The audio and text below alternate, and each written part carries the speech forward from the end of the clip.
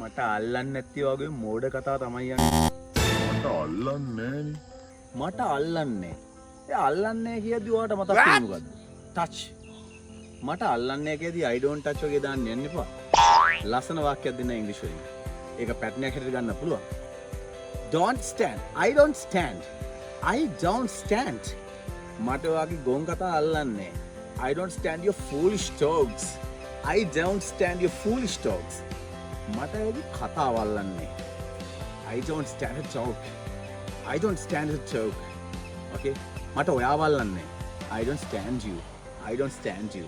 Right? Okay, so මට ඔයාගේ වචන තමයි අල්ලන්නේ නැත්තේ. මට ඔයාගේ ওই වචන තමයි අල්ලන්නේ නැත්තේ. කොහොමද ඒක ඉංග්‍රීසියෙන් කියන්නේ? I don't stand your words, right? I don't stand your words.